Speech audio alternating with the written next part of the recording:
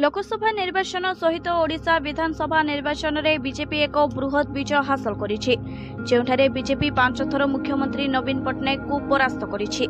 एथिसहित BJP एथर 147 विधानसभा आसन मध्यरु 78 जीति इतिहास सृष्टि करिछि। 2000 मसीहारू ओडिशा रे क्षमतारे थिबा बीजेडी एथर मात्र 51टी आसन को खसी आसीथिबा बेले कांग्रेस 14टी विधानसभा आसन जीतिछि। वास्तव में राज्य में प्रथम थर पर बीजेपी सरकार गठन करने को जाउछि। एभली परिस्थिति रे मुख्यमंत्री नाम को नहीं आलोचना तीव्र होइछि। एथर गोटे पटे सस्पेंस जारी रहिथिबा बेले अन्य पटे बीजेपी किछि मनोनीत नाम उपरे विचार करुछि, जार प्रथम नाम गिरीश चंद्र मुर्मू, जीए सीएजी। गिरीश चंद्र मुर्मू वास्तव में गिरीश चंद्र मुर्मू गत किछि दिन हेबो एही खबर रे अछंती। गुजरात मुख्यमंत्री थिबा समय रे प्रधानमंत्री नरेंद्र मोदी सह मिसी गिरीश काम करिसंती। जेतेबेले जम्मू काश्मीर केंद्र शासित अंचल हेला से प्रथम लेफ्टिनेंट गवर्नर भाबे नियुक्ति पाइथिले।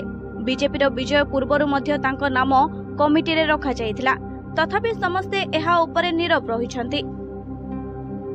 धर्मेंद्र प्रधान एही दौड़र द्वितीय नाम हेउछि धर्मेंद्र प्रधान, जी कि मोदी सरकार रे केंद्र मंत्री तथा ओडिशार अन्यतम प्रमुख नेता भावरे गणा जाउछंती। राज्य रे सरकार परिवर्तन करिबारे धर्मेंद्र प्रधान एक प्रमुख भूमिका ग्रहण करिसंती। एथर बीजेपी सरकार निजे दिल्ली रे संख्या कम थिबारु धर्मेंद्र प्रधान को पई राज्यर आह्वान एवं दायित्व टिके कष्टसाध्य होई पड़िछि। सुरेश पुजारी एथि सहित ओडिशा रे मुख्यमंत्री दौड़रे तृतीय नाम हेउछि सुरेश पुजारी। सुरेश पुजारी बज्रराज नगर विधायक एवं तांकु संघरे निकटतर विवेचना करा जाय। एहा व्यतीत से बरगढ़ पूर्वतन सांसद एवं विधायक पदवीरु मध्य उठिछंती। तेबे बीजेपी मध्य तांको उपरे विश्वास रखिछि। मनमोहन सामल ओडिशा रे मुख्यमंत्री दौड़रे चतुर्थ नाम मनमोहन सामल ओडिशा रे बीजेपी राज्य सभापति अछंती।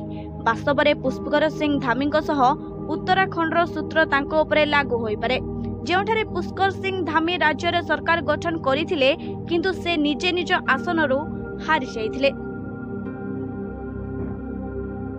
लक्ष्मण बाग एही समय रे मुख्यमंत्री पदवी पे दौड़रे पंचम नाम लक्ष्मण बाग कर अछि, जे कि कंटाबाजी विधानसभा आसनरु प्राय 16,000 भोट रे मुख्यमंत्री नवीन पट्टनायक को परास्त करिसंती।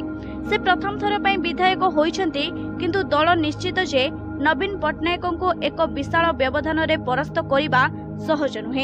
एभली परिस्थिति रे से एते बड़ सफलता हासिल करिसंती, तेणु तांको नाम श्रेष्ठ 5 नाम रे अंतर्भुक्त अछि।